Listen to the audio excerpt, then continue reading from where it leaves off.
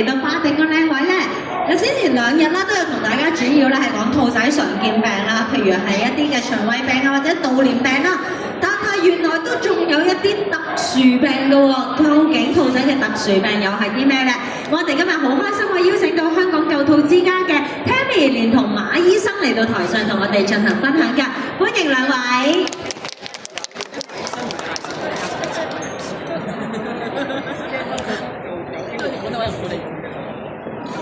大家好，我係救兔之家義工，我係 Tammy。今日亦都好開心，無國界嘅醫生馬醫生喺度啦，係啦，咁我哋今日咧，其實主要呢個環節，我哋都想用一個即係俾大家，如果有問題就可以歡迎大家去問。咁馬醫生喺度又可以幫我哋解答下咁樣啦，係啦。咁無論係在場嘅或者線上嘅朋友都可以問嘅，係啦咁啊。睇下馬醫生有冇嘢想分享下先？不如講一講今日嗰個主題先啦，冇主題，講下個用品展先。好，優質寵物喎 Tammy， 我覺得好優質，知點解？因為今日我哋嘅 MC 咧，其實 Tammy 咧本身係一個 human doctor 人嘅醫生嚟嘅，所以你睇下個陣容幾咁鼎盛先，我哋係啦，人醫加埋獸醫，我哋兩個 OK， 優唔優質？當然啦，優質係啦。咁之前咧，其實救兔之家佢哋就話都想搞個講座，係關於啲特殊嘅病。咁特殊病佢哋都有提議過，不如講一啲兔仔嘅癌症啊、cancer 啊，或者 liver torsion 肝扭轉啦。咁不如我哋由 cancer 癌症開始做個 start up， 做個 kick off 先。你對於兔仔癌症認唔認識？我對於兔仔特別嘅癌症，當然就未必會認識咁深啦，係啦。咁但係當然都知道，其實都係一啲病變啦。咁喺唔同嘅器官度，其實都可以發生咁樣。咁當然唔同器官嘅治療嘅方法，可能亦都唔同。咁睇下有咩想分享下。我同你講，有一啲嘅 cancer 係可以透過一啲絕育去預防嘅。你估唔估得係啲乜嘢？咁我相信呢個尤其是係女仔嘅兔仔啦，係啦，佢哋喺個 ovary 嗰度，即係個卵巢啦，係啦，嗰度都如果佢唔絕育嘅話，去到可能2-3歲，其實嗰個風險都好高，可能會大過80%，係個冇幾錯。非常之準確，醫生係唔同啲嘅，大家你知唔知道？冇錯，女仔兔仔如果3歲打後唔絕育咧，有80%機會會生子宮瘤嘅。咁佢哋嘅子宮瘤有一半以上係 malignant。惡性咯，咁惡性嘅瘤就會有機會轉移去其他器官啊，可能去個肝臟啊，去肺部啊。如果真係萬一出現咗轉移嘅話咧，其實做手術個成效真係唔高嘅，因為你去到個肺部都其實你唔會幫個兔仔切咗個肺，已經擴散轉移咗個腫瘤咯。咁呢個都係喺兔仔嘅腫瘤 cancer 嚟講，我哋比較常見。又問多個問題啦，頭先你就好準確講咗女仔兔仔絕育可以預防到呢個問題，你覺得男仔兔仔需唔需要絕育咧？其實照計男仔佢嘅性器官嘅睾丸嗰度，其實都一樣可以有機會出現呢個情況，係咪咁？嗱，頭先講個女仔兔就去到3歲啦，係有80%機會出現呢個問題。男仔兔仔咧，通常我哋見咧係去到10歲、8歲、9歲呢啲比較年長嘅時候出現。咁當然去到8歲、9歲、10歲先去做一個絕育，唔係唔得。不過到時個麻醉風險又會高咗，係啦，身體未必 handle 到，或者佢本身已經年紀大啊，有啲慢性嘅疾病咧，都會影響嗰個麻醉嘅穩定性。咁所以就算無論男仔女仔嘅兔仔都好咧，我哋都係非常之建議喺佢哋細個6至9個月大或者1歲左右咧，同佢哋先進行咗個 de-sex 絕育，減少佢日後呢啲咁樣嘅生殖器官出現病變嘅機會咯。除咗一個生殖嘅器官之外啦，其實其他嘅部位出現癌症機會又高唔高㗎？有㗎，譬如好似兔仔佢哋有另一種嘅癌症或者 cancer 咧，叫做 lymphoma 胸腺瘤。胸腺瘤咧就係喺個心臟前方中隔位置嗰度嗰個腺體胸腺出現一啲病變。咁病徵上咧，通常我哋會見到兔仔突眼，兩邊眼同時間會突出嚟。跟住同埋佢哋個 third eyelid 第三眼簾咧，同時間第三眼簾咧會反咗出嚟。至於點解有胸腺瘤會有啲咁嘅病徵咧？因為其實你可以想像到個胸腺瘤係喺個心臟嘅前方，咁而兔仔佢頭部嘅血液係要經過個胸腺瘤先翻得落個心嗰度。如果個胸腺瘤阻住咗佢血液循環翻落個心臟嗰度，咁佢啲血就會谷住喺個頭部，就會令到對眼會突咗出嚟啊，同埋個第三眼簾會突出嚟啦。即係個眼會大咗，係咪？冇錯啦，呢個就係另一種頭先問到嘅一啲 cancer 或者癌症可能會見啦。咁至於其他啲相對冇咁惡性嘅，譬如好似講緊啲皮膚佢哋都會生一啲嘅毛囊瘤。咁通常啲主人咧會喺個面部近啲毛囊啊、近啲鬚根位置會摸到一粒，大概好似黃豆啊、紅豆 size 嘅一啲腫塊啦。咁開始越嚟越大、越嚟越向外突咧，咁佢哋就會意識到咦好似有啲奇怪，咁就會帶入嚟俾我哋檢查。咁好多時我哋會透過 X-ray 或者 FNA 抽樣會去做一個初步嘅分析，咁斷定佢係一啲譬如腫瘤性嘅病變，咁我哋就會建議進行手術去切除佢。冇其他問題啊？知唔知？暫時有冇收到其他問題？腫瘤方面。或者現場嘅觀眾有冇啲問題想問下？我哋一齊互動下。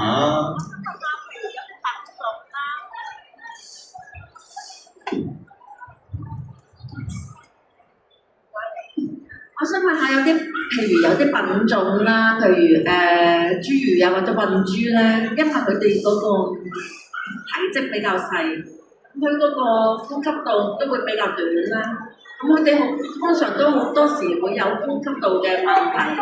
咁除咗食藥同埋或者可以做到手術嘅話，咁有冇其他方法可以根治到呢個點樣？你講緊係醫佢哋嘅呼吸道感染㗎嘛？係啦。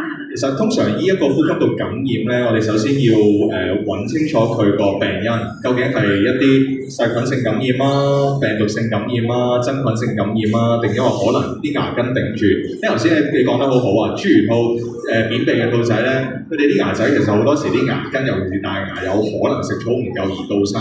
當佢倒生咧，佢會頂上去鼻腔嗰度。咁當鼻腔受壓咧，有機會裏邊會變成一啲 abscess 膿瘡。咁點樣去到check 究竟係咪呢一個牙根導致咧 ？X-ray 有時會幫到手，但係如果有時 X-ray 真係 check 唔到咧，有機會要透過 CT scan 電腦掃描再 check。咁掃描到知道緊上邊一隻牙仔或者牙根有事咧，有可能要做手術進行剝牙手術啊，或者要放膿啊，引流翻啲膿出嚟啦。如果唔係因為牙嘅問題而係純粹嘅 infection， 唔好理佢係乜嘢 infection， 咁係咪淨係齋食藥可以好？嗱，其實要用藥去到治療一啲嘅病原體，譬如常見應該係 bacteria 細菌咧，咁我哋可以用抗生素，抗生素可以口服，可以針劑注射，而針劑注射常打嘅就係 penicillin 尼西林，兔仔唔食得嘅，如果一食咗咧，好大機會會令佢哋個腸中毒，然之後會肚屙，會有生命危險啦。咁注射係可以嘅，咁最密嘅注射咧，平均2日可以打針，或者最疏咧14日打針都得。但係個前提就我哋要知道緊佢嗰啲嘅 infection 嗰啲 bacteria 咪對於呢一啲嘅抗生素係 sensitive 敏感咯。咁點樣可以知道咧？可以撩佢鼻哥嘅分泌 send 去 lab 度做個 culture and sensitivity， 做個種菌睇下啱唔啱用啦。咁甚至乎除咗食藥打針，仲有第3個方法，仲有第4個方法。第3個方法係滴藥。滴個鼻仔，你可以滴一啲 antibiotic 嘅 nasal drop 滴個鼻嗰度，咁等佢喺個 topical 局部地區嗰度發揮個藥效啦。甚至乎可以透過霧化治療咯 ，nebulization 就會咧將一啲嘅藥物，例如抗生素啊、化痰藥啊，或者擴張氣管藥咧，透過霧化機，然之後將霧化咗等吐霧咧吸入 breathe in， 咁喺個患處鼻腔、鼻竇啊、氣管支、氣管肺部嗰度發揮個藥效咯。其實你講呢啲食藥方面係長期都要食係咪啊？要視乎佢個 infection 係去到幾 deep， 因為有啲 deep infection 有時真係要用啲長期嘅藥物去處理或者控制，甚至乎如果兔不幸係感染咗 Pasteurella 蝦菌啊、阿士德角菌咧，咁嗰啲菌係好多時兔仔變成個 carrier， 咁有機會要食一段長時間，可能 weeks to months 嘅抗生素咧，去到 control 或者減低佢嗰個細菌個濃度啊，等佢個病徵個 symptom 盡量減低咯。但係如果佢食咗一排嘅話，佢個病情都係反反覆覆咧，咁其實係咪可能裏邊仲有其他問題發生㗎？即係唔係一個 pure infection， 可能佢裏面 structurally 牙根、鼻腔、鼻竇、鼻黏膜，或者有啲鼻嘅鈣化鼻石，或者有啲 foreign body 外來物咧，草嘅種子啊，或者有膿瘡喺裏邊啊，或者甚至乎可能有一啲腫瘤喺裏邊都唔出奇咯。咁值得，如果真係譬如頭先講嘅測試類 culture 未做翻 culture 啦，譬如影像嘅 CT scan 未做，可以考慮進行 check 清楚落你有冇啲 underlying cause 去導致呢個表徵上嘅 infection 俾大家見到咯。好唔該。一個好詳細嘅解答關於呼吸道嗰個部分，可能喺唔同嘅階段啦，我哋點樣去診斷同治療。好，我哋又睇下現場仲有冇其他嘅朋友會有問題想問，中間。係，你好，馬醫生。咁咧，我就有隻4歲嘅成耳兔啦。咁因為我就正準備係男仔嚟嘅，咁我就正準備咧就即係帶佢做絕育啦。咁但係我又好擔心，其實有時都聽到啲兔友講咧，做完絕育之後咧，可能都有啲後遺症喎。咁都想請馬醫生可唔可以講下其實咧，即係絕育咗之後，萬一唔好彩會有冇啲即係副作用啊，或者一啲唔好嘅即係病徵出現咧咁樣。其實如果對於我嚟講咧，要幫一個兔仔做絕育，無論女仔男仔咧，最難控制嗰樣嘢應該係個全身麻醉 （Animal Anesthetic） 個 GA。因為其實兔仔同貓狗咧嗰個麻醉嘅控制係有都幾大嘅分別。因為貓狗比較大隻，普通一隻貓貓都3-4個 kilos， 狗仔4、5、6、7、8 kilo， 或者有30 kilo。一隻大啲嘅小動物咧，我哋落麻醉藥嗰個嘅 room of error 或者個 leeway 係比較大啲嘅。但係兔仔通常都係1個 kilo、2個 kilo、3個 kilo。就算你垂耳兔應該都係2點幾或者3個 kilo 度啦，除非係隻 French Love 垂就可能去到4、5 kilo 啦。咁麻醉藥跟體重落啦，咁最緊要係要控制到嗰個 intubation 插喉。如果插到喉，我哋能夠控制到嗰個供氧，同埋可以控制到麻醉氣體個濃度咧，相對嚟講就個穩定性會高好多。呢個係我會比較強勢一樣嘢。至於你話男仔兔兔、垂耳兔做完絕育有冇其他後遺症咧？其實正常嚟講，做完絕育佢會個地域意識會低咗啦，會乖咗啦，少咗噴尿啦，少咗 cage guarding 啊、護籠啊，或者少咗護食嘅行為。除非有啲主人覺得佢呢啲咁樣嘅動作或者行為係覺得互動性好高，好希望兔仔 keep 住咁嘅狀態，咁當然你就唔做絕育啦。但係其實呢啲對於大部分主人嚟講都係比較唔係咁受歡迎嘅行為咯。咁所以其實正常絕咗育對兔仔對你哋都好。因為頭先我講過，有時絕男仔兔仔唔絕育咧，去到8歲、9歲、10歲咧，都比較大機會個蛋蛋會有啲病變啊，或者亦都會令佢哋容易出現一個叫做 hernia 疝氣啊、小腸氣。佢哋好多時個膀胱咧就會透過個袋袋難難位置嗰度咧，會褪咗出嚟，跟住會入咗個袋袋位置，跟住搞到佢去唔到小便咯。咁所以呢個都值得建議積極考慮同佢絕育嘅。咁我見頭先係咪人哋嗰邊有問題想問？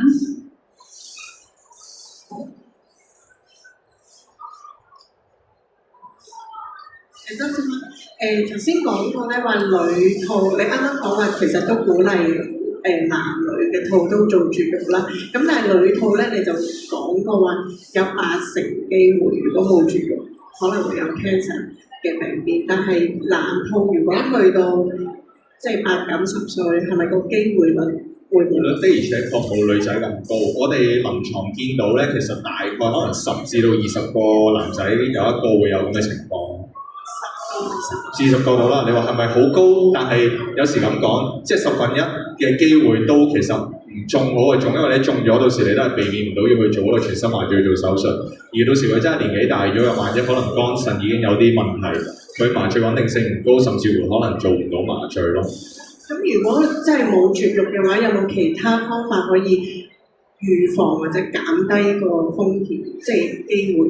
因為咧，其實佢哋嗰啲生殖器官嘅病變咧，好多時係去到年紀大嘅時候，嗰啲細胞出現突變啊。當身體免疫力系統免疫力低咗咧，佢啲白血球能夠巡邏揾到一啲壞細胞嘅能力會低咗，咁所以比較難少少去預防得到咯。咁好多時當你養得佢夠年紀大，就有機會會面對呢個問題。所以亦都有啲主人話：咁如果我而家養到4歲、5歲或者6歲，值唔值得做一個絕育咧？我都見唔少客人會不定時啦，帶呢啲年紀嘅兔仔，無論男仔女仔過嚟揾我哋做絕育嘅，所以都係建議做為多嘅，我哋係咁。咁如果4、5、6歲咧，比起或者好細個嗰陣時做，你頭先話年紀越大就係個麻醉風險可能越大啊嘛。咁但係4、5、6歲算唔算高？如果年輕嗰啲咧，譬如1、2歲，我哋大概 risk 係1.5%。1.5去到大概4、5歲，大概5% 到咯。即係如果你計一計，可能高出3倍多少少咯。咁又唔係話高得出咗10倍嘅。如果高咗10倍嗰啲，就真係一個好高風險嘅手術或者麻醉咗。最風險係咪即係就算之前做晒 blood test 啊，都未必可以 100%？ 因為咧，其實我哋所做嘅 blood test 主要係睇翻 patient 身體嘅紅血球、白血球、血小板、血糖、腎、肝，睇下有冇貧血、肝病、腎病、糖尿病等等啦。咁但係就真係 test 唔到佢有冇話對於某一啲藥物上嘅過敏嘅。喺獸醫學嚟講啦，人類嘅醫學呢度。我相信都一樣，其實即係我諗隨住個年紀越大咧，即係可能個心肺功能可能都會爭啲，係嘛？咁所以可能後生啲嘅時候做，始終麻醉嘅風險就會細啲。咁同埋我估即係佢即係當你麻醉嘅之後，即係你身體嘅功能上，其實都幫助你去 recover。咁所以可能係年紀後生啲，始終係會個風險係相對。其實大家即係無論喺人類嘅醫學或者獸醫學、動物醫學裏邊，我哋都係鼓勵。如果嗰啲手術係有一個能夠預防日後其他腫瘤、癌症嘅疾病嘅，值得喺越年輕做越好咯。隔離，都分翻你好其實係見到一個 list 有一個肝葉扭轉係啦。我對呢個名字就比較陌生，想知會有啲咩先兆，或者我哋佢會有啲咩可以即時做到？如果有嘅話。咁其實講到話肝葉扭轉咧，兔仔佢哋個肝臟咧有5塊肝葉嘅。咁好多時當佢幾個因素嘅啫，品種啲咩品種常有咧？賓尼兔啊、垂耳兔啦，有啲就個毛色上黑白色嘅，都可能會係高危。啲統計係會見到啲咁嘅情況。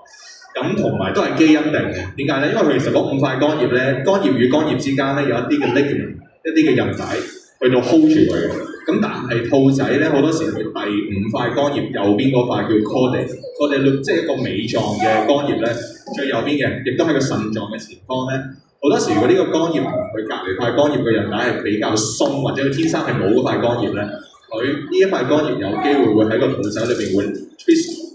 一 twist 嘅時候咧，佢血管供血俾呢塊肝葉咧就會受阻，咁當佢受阻，佢有機會壞死。咁咩情況下會令到佢塊肝葉無端端扭動咧？幾個因素啦，譬如佢個腸胃裏邊有氣脹，咁佢啲氣管突然之間會膨脹咗，譬如個胃仔脹咗，咁佢會令到個肝葉歪咗啦。又或者如果個肝本身自己有感染、有發炎，或者有寄生蟲，甚至乎生咗瘤咧，都會令個肝葉咧扭動啊，會出現一啲扭動嘅情況。甚至乎其實除咗兔仔有呢個問題之外咧，馬匹都有嘅。佢哋有啲動作，因為馬匹會喺個沙地嗰度會打轉啊。咁兔仔你可能都見到佢跑啊、跳兔仔舞啊等等呢啲動作，都可能會 trigger 得到。好啦，當真係出現咗肝葉扭轉，大多數對於主人嚟講，其實你哋都唔會知嘅。你唯一見到就係、好似唔食嘢喎，作腸停喎。好似爆雞蛋啊，跟住便便減少咗啊，跟住對於平時最肯食嘅零食啊、心心餅啊、草條啊嗰啲完全冇興趣。咁呢一啲表面嘅病徵，可能你哋會 detect 到啦。咁入到嚟動物醫院裏邊，我哋會做咩咧？臨床觸診、摸兔仔、聽下腸道蠕動，或者會進行個驗血 check 下緊個肝酵素有冇高。因為如果真係肝葉扭轉咧，肝酵素好多時會升到去200或以上。正常兔仔肝酵素視乎你去邊間動物醫院嗰度驗血啦，我哋嗰個咧就係0至53正常嘅，但如果你去到新界區或者港島區咧，佢哋去到80或者100都係佢哋嘅正常嘅，係啦。咁所以當我哋發現肝酵素高，點樣去確定究竟裏邊有冇肝葉扭轉咧？好多時如果準確 gold standard 咧係要透過進行 CT scan 電腦掃描，因為電腦掃描嘅過程我哋會同兔兔打啲顯影造影啦。咁當顯影造影去到嗰5塊肝葉嘅時候，第5塊右邊嗰度，如果係扭轉咗咧，其實啲顯影造影係入唔到嗰塊肝葉咯。咁照出嚟嘅 CT scan 嘅影像，你會分辨到未打之前同打之後咧，嗰4塊係打完係啲顯影係入到嘅，第5塊入唔到，嗰塊就係出現扭轉嘅情況。而肝葉扭轉一個危險性就係咧，佢會有機會內出血，因為你扭轉咗嘅肝葉咧，其實啲血管喺裏邊咧供唔到血，咁而谷住嘅血有機會咧一路喺個壞死嘅肝葉嗰度會滲出嚟。咁所以呢啲都係啲比較緊急嘅狀況。好奇問下啊，咁佢如果一扭轉棘住咗，就會出現頭先你講供唔到血個情況，咁佢會唔會自己打翻轉頭？問得非常之好，其實肝葉扭轉都分到幾種嘅，譬如 complete obstruction 一個完全嘅扭轉 complete torsion 啦，完全扭轉咧正常就 reverse 唔到嘅。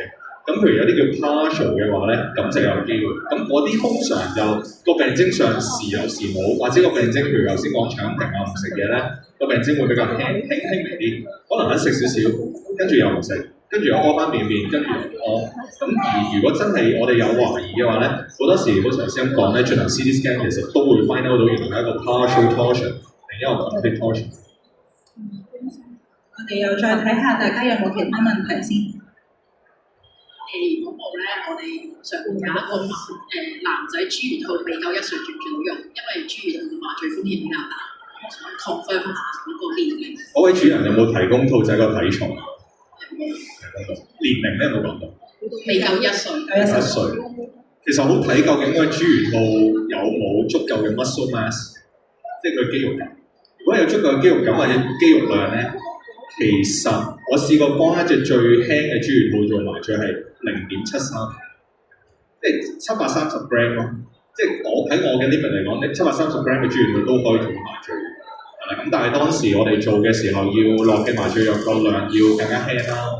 咁事前都係好似之前咁講，驗咗血先 check 有冇其他問題啦。同埋我哋要準備定一啲好幼嘅氣管喉 ET tube endotracheal tube 去同佢做一個插喉嘅程序。所以係可以諗嘅。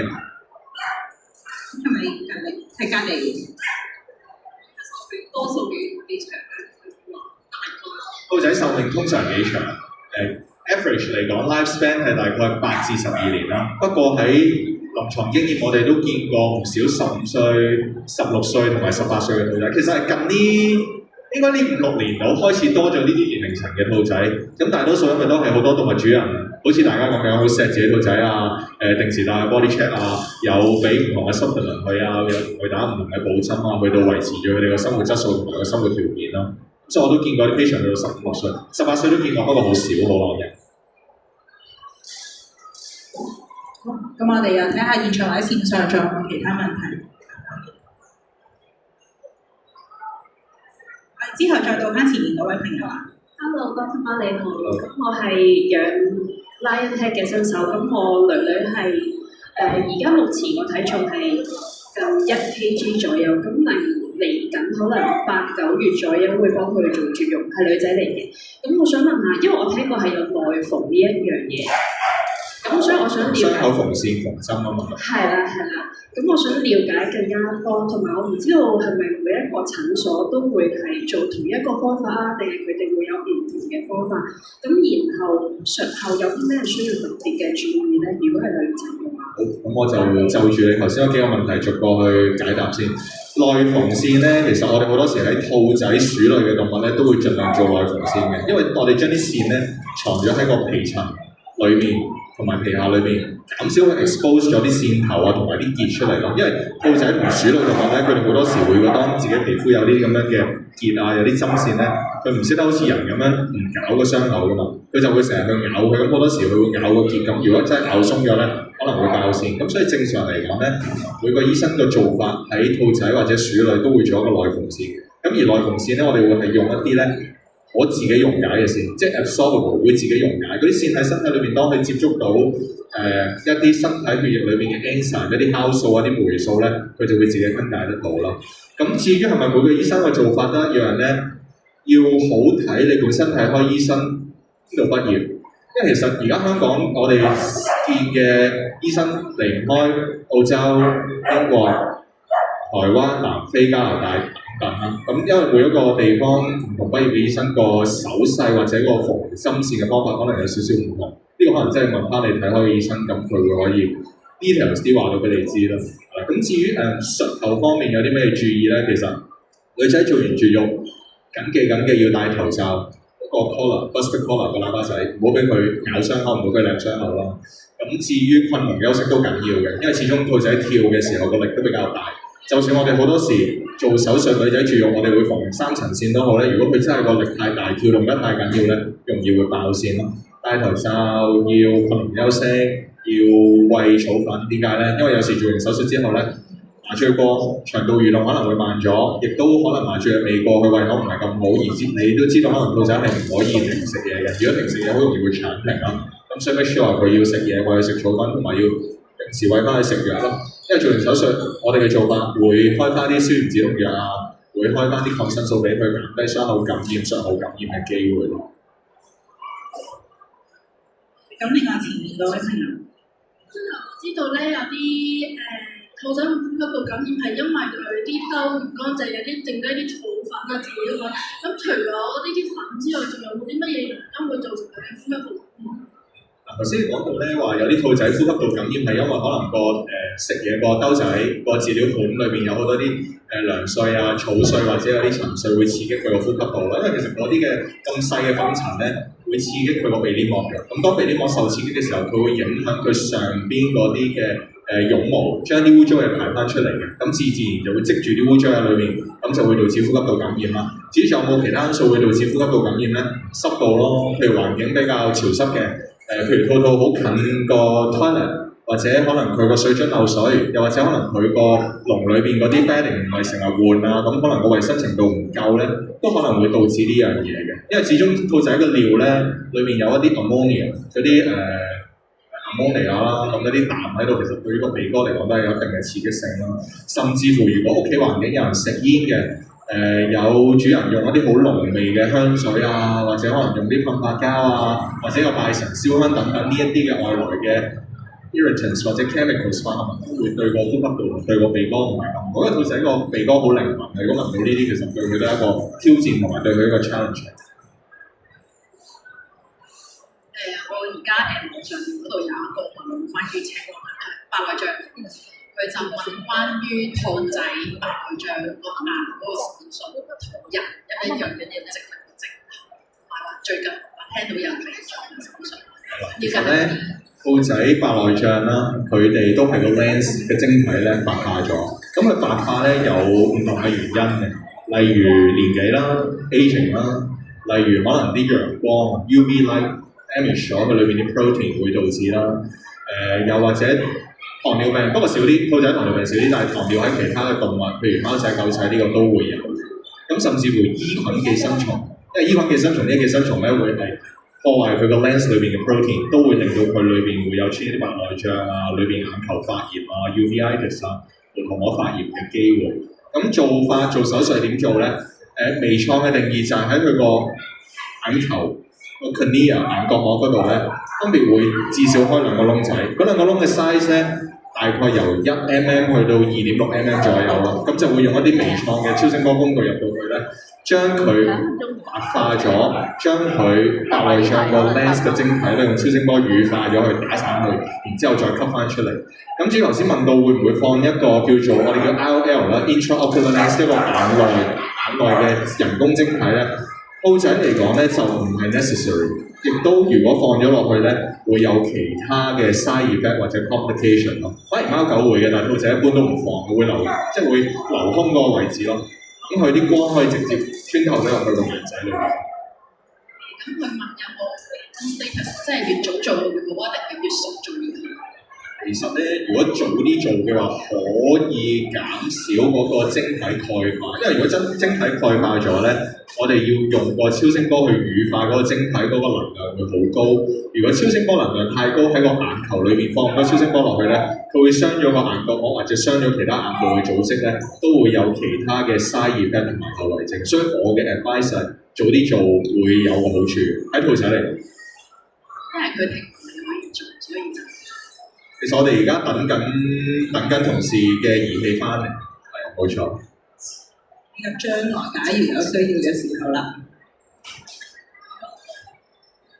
係馬醫生你好啊！你頭先咧都有講到兔仔咧小腸氣咧因為都比較少聽到呢一個疾病，可唔可以講多少少咧？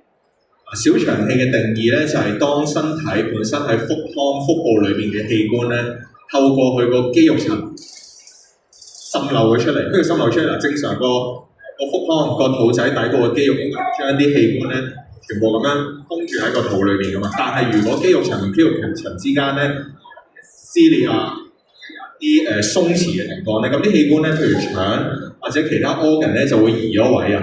咁呢個為之小腸氣，但係小腸氣唔一定係小腸嘅喎，純粹係個腔，我哋叫 hernia， 佢可以係個 bladder 膀胱 bladder herniation 膀胱散氣。其實整體因為講 hernia 個中文個解釋應該叫散氣，係咪啱啊？就喺人體差唔多係咁。